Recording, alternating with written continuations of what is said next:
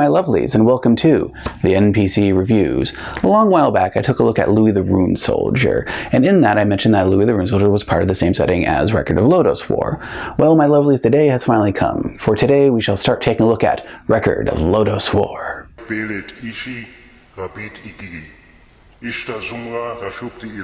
You think? The Record of Lodoss War started out as replays of Ryo Mizuno's Dungeons & Dragons game.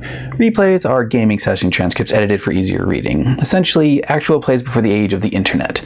And from there they were adapted into light novels and anime.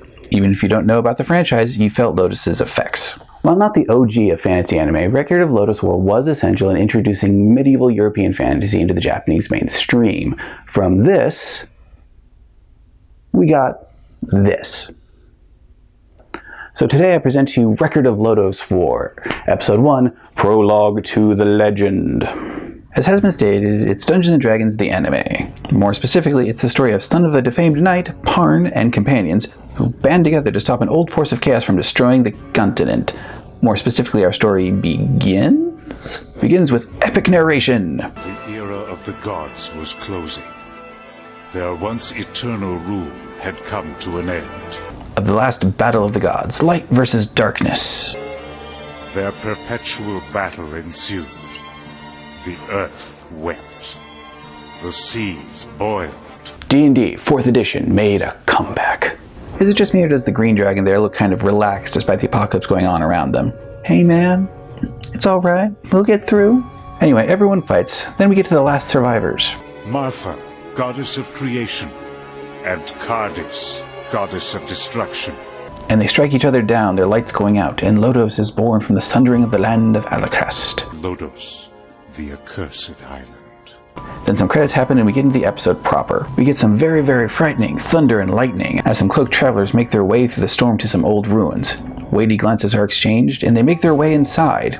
Turns out these travelers are adventurers. They have come to the dwarves' great tunnel, trademark. Comments about what the place used to be like are made, and the dwarf here makes his best wistfully grumpy old man impression. And we learn they're going through the tunnel because they're on a time crunch to get to some guy named Wart.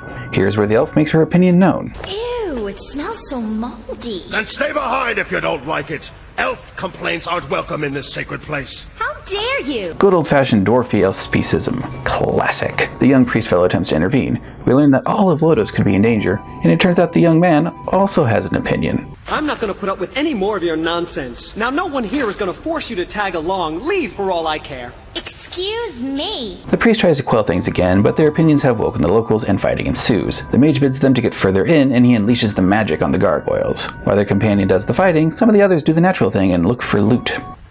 Does it suit me? I'm not going to answer that right now. Turns out the elf is a little thirsty for the young man here.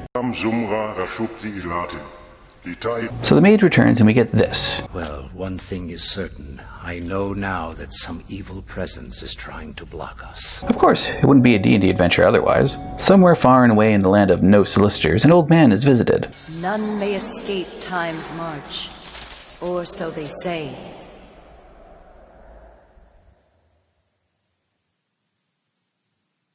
Has it really been so long since the great battle in the depths of the labyrinth? And what a battle it was. Here we see that this is that Wart guy the adventurers are looking for, and that, despite appearances, Four Eyes here is an old friend of his. The companions keep moving, but there are reservations. Well, what did you expect? The size of the dwarves' great tunnel is legendary. Well, just get us out, Tim. I don't want to end up losing my head down here, you know. Relax, Wood. This is a tunnel, not a maze. If we keep moving, we'll make it out. You say that, but have you talked to your cousin from Moria lately? After some additional elf v dwarf commentary, Deedlit shows she's part cat and gets distracted by the shiny. But you guessed it, it's a trap. Parn attempts to help her, but gets pulled down as well. Don't you know you never split the party? And everyone is dismayed. Meanwhile, somewhere else here, an old kingly-looking fellow has a flashback. You're going to seek out Wart, the great sage? Yes, Your Majesty. Kanan and Alania have already fallen to the Marmo forces. Valis is our last stronghold. Wart may tell you what you want to know, but there's no guarantee you'll make it back safely. I know, Your Majesty. But only the Great Sage can tell us what we need to know about that witch, Carla. This is the first solid description of what the plot is. Halfway through the episode. Sigh. Anyway, the King's Fawn and Cashew here talk about Parn and regret. It's all very operatic. Meanwhile, back in the dungeon, our couple here is getting some alone time. Fun time with bioluminescent fungus to occur. No early adventure is complete without it. They go to make their way out, but Parn walks into something and they discover a mural telling the story from the beginning of the episode, this time with a lesson from Deedlit. They were destroyed by their own power?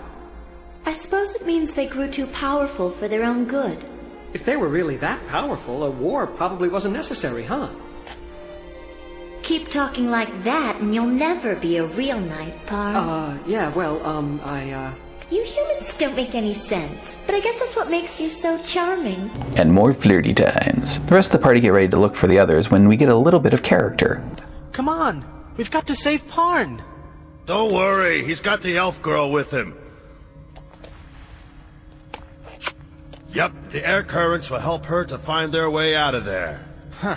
I can't figure it. One minute you hate her, and the next, you're all compliments. Shut up! Only a human would let his feelings prevent him from recognizing someone's special talents. Rather open-minded. It took Gimli a while to get to that point, so Deedlit uses Elven, or possibly Ranger magic, to find a path while also entrancing the young man. Here Carla, stated to be one of the great six heroes, now feared Grey Witch, says, "Hey, don't you remember that dragon at the end of the tunnel?" So Parn and Deedlit come across said dragon, remaining out of sight, but a little bit of faulty heroic intent. Go ahead and make a break for it. I'll stay behind and handle him. What are you, out of your mind? Sets the dragon on them, and they roll for initiative. Unfortunately, they can't get past the dragon's natural AC, and neither of them has knowledge arcane to determine its weaknesses, and so they make a run for it. The rest of the party shows up, and the real fight begins, with the mage getting one-shotted. I guess that is why they named him Slain. Gim's next in the initiative order, staring Deedlit away, and gets a lucky crit, along with a flubbed acrobatics check. Next, Woodchuck manages to get a sneak attack in the dragon's eye, and finally, with a valiant lucky crit of his own, Parn slays his first dragon. They grow up so fast. But the dragon's death throw starts to bring the place down, and so they must... Fly, you fools! They manage to get back to the surface with much jubilation. Ward covers up his relief, and we get a glimpse of Carla's motivation. I'm here to see that fate will balance the scales of history. This is all that I desire. Ward is the voice of the narrator, and I'm kind of the mind that he's the dungeon master for this whole thing. Anyway, the hero's journey has begun, or continues. More on that in a second. I must admit, when I first watched this episode way back in the before times, I had a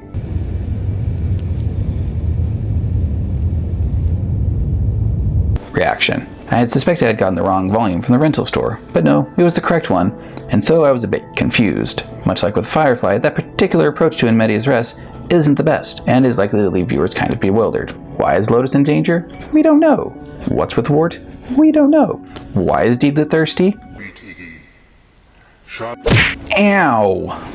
We don't know. And on a scale of smooth to clunky, the exposition we get is just clunky of center. Not bad, but noticeable. I get why they did it, wanting to get folks right into the action, and the time in which it came out, but it could have been done better to make it less jarring. This is not to say the episode as a whole is bad. On the technical side of things, the animation, while looking of its time, still holds up well, and the voice acting for the most part is good. Age of the Priest could probably do with a little bit more volume, and the only weak link here is Slain. He does the baseline wise and slightly subdued mage guy well, but his emoting beyond that, Hey, Parn! Get inside there! needed work. The music is quite good. The opening and closing songs are cheesy but fun, and the scores provide the desired ambiance quite well. What this episode does expertly is build atmosphere, its use of music and soundscapes gets the tone of the dungeon and other environments, and show character relationships. Deedlit and Gim butt heads, but there is respect. Ato is the peacemaker, Parn is well-intentioned, but is naive of things, etc. Between the atmosphere and relationships, this actually feels like an organic party going through a trial in a grand adventure, and I assume that is what they wanted. Poor use of In Medias Res and rough exposition aside, the characters, the world they're walking through, and the bigger questions that wouldn't have been answered in the first episode anyway, do leave me curious for what's ahead. While Record of Lodoss War doesn't do anything especially new with the genre, what it does do, it does quite well and really charmingly. And if you can't do the first, you better do the second. As this is a starter episode, I would recommend giving it a watch. It's fun and it's history. Or it's history and it's fun. Anyway, this whole experience has left multiple additions swirling about in my head, and I must go sort that out. So, until then, fare thee well, my lovelies.